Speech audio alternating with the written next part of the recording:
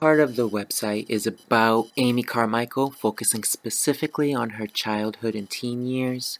It includes some events in her life, in her young life, that really showed her character and helped to make her the woman that she was. Beginning with her birth and family, Amy Carmichael was born on December 16th, 1867, in Mill Isle, Northern Ireland. And her parents were David Carmichael and Catherine Carmichael. And she had 6 younger siblings. They were Norman, Ernest, Eva, Ethel, Walter, and Alfred. Amy loved nature both as a child and later as an adult. For instance, once she had gotten a dollhouse and it had furniture and dolls in it. However, she took all that out and instead she decided to fill her dollhouse with bugs, moss, rocks, and other parts of nature. So she was not your typical quote-unquote girl. Her parents encouraged their kids in the sciences. They even bought a microscope for their kids, and they would do other science activities with their kids. So I'm sure Amy enjoyed this, knowing her love of nature. And in addition, as Amy grew up, they also had pets in the Carmichael home. They had a cat, a collie, and some ponies. And living in Northern Ireland, they lived close to the beach, so Amy did spend some time at the beach as well. Amy was very sensitive as a child. For instance, one time she had found a mouse drowning in a bucket of water, so she caught the mouse, and just at that moment, the bell rang, which was the signal that it was time for family devotions. So she hid the mouse and went to family devotions, but then eventually the mouse did squeak and gave itself away. Not only that, she also, when she first heard the gospel and how Jesus died on the cross for our sins, she left. She was very upset because she could imagine the pain of Jesus, and being as sensitive as she was, that bothered her. But then as she left, she saw her cousin had caught a frog and had fastened it to a tree. And so she tried her best to save the frog, but she couldn't reach the frog. So she left to go get help. But the funny thing was, as she went to get help, she kind of thought, she related it back to what she heard about Jesus and thought that all the frogs were going to go to heaven now too. Um, considering her spirituality, her family was very religious. They would pray, as mentioned before, as a family often. They attended a Presbyterian church, and the parents taught their kids about God and Jesus. When Amy was only 3 years old, she had brown eyes, and she wanted blue eyes. So she knew that God answered prayer. So she prayed for blue eyes and really thought she was going to get them. And in the morning when she looked in the mirror, she was very disappointed that she still had brown eyes. So she finally realized that God does answer prayer, but sometimes He says no as well. Later in her life, she would find out that God wanted her to have brown eyes so she could sneak into the Indian temples, whereas if she had blue eyes, it would have been kind of a giveaway that she was a foreigner. And even though Amy was brought up in a Christian family, it wasn't until she was about 15 years old that she accepted Jesus into her heart and made a personal decision to follow Jesus. As far as school, she and her siblings were homeschooled originally. There were governesses that came in and helped teach them.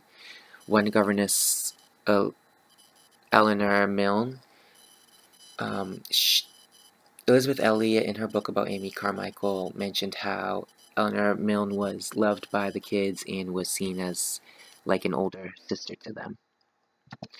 However, when Amy was 12, she was sent away to boarding school. It was in Harrogate, Yorkshire, and the school was called Marlborough House, and it was a Wesleyan Methodist school.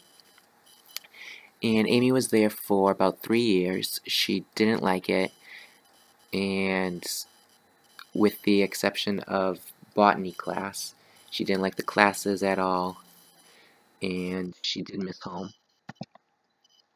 And throughout her childhood, she was very rambunctious and would get into lots of trouble as well.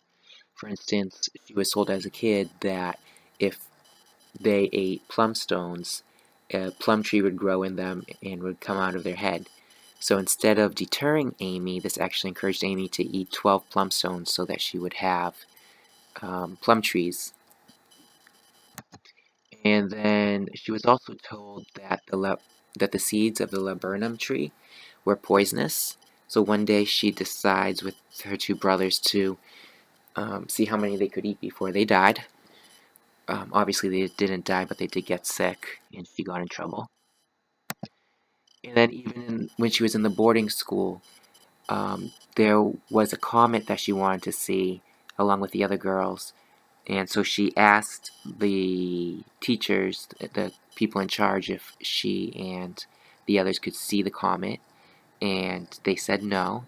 So Amy stayed awake and told the other girls that she would wake them up, and they all sneaked out to see the comet at night. They did get caught, and Amy was afraid that she would get sent home, but she didn't. And then, even in her teen years, she began missions where she lived. She moved to Belfast with her family, and because her family was coming upon some financial trouble, she was taken out of school. Unfortunately, her father died when Amy was only 17 years old. He died on April 12th, 1885. And also, while Amy and her mother and siblings were in Belfast, they had seen an elderly woman carrying something, and Amy and two of her brothers went to help her. And it was this event that Amy kind of had God speak to her, and God had mentioned the specific verse in the Bible that talked about building on a foundation with gold and silver, things that would last, rather than wood, hay, and stubble. So this would become kind of a turning point in Amy's life. She also got involved in children's ministries. She began a group called the Morning Watch, and this was a group for kids, and they just kind of encouraged each other to spend time reading the Bible each day. They would meet on Saturdays, and according to Elizabeth Elliot, everybody loved Amy. But Amy didn't stop there. She also had a heart for the Shawleys. The Shawleys were poor girls who would work in factories many, many hours a day. So Amy would pray for them, and she also taught them at the Rosemary Street Presbyterian Church. Some of the people who attended the church did not like that she was bringing the Shawleys into the church. They weren't dressed nicely because they couldn't afford regular clothes. And later, there were so many Shawleys that she couldn't be at the Presbyterian church anymore, so they had to find a bigger place to go. So there was this offer that she could have a building made out of tin, and it would cost £500. Well, Amy didn't have that money, so she and the Shawleys decided that they would pray to God for the money. So one day, God answered their prayers because a lady had offered to buy the building for them. So all Amy needed then was the land, and when she asked someone who owned land how much it cost, he gave her a very low price. So that was how Amy was able to start the Welcome.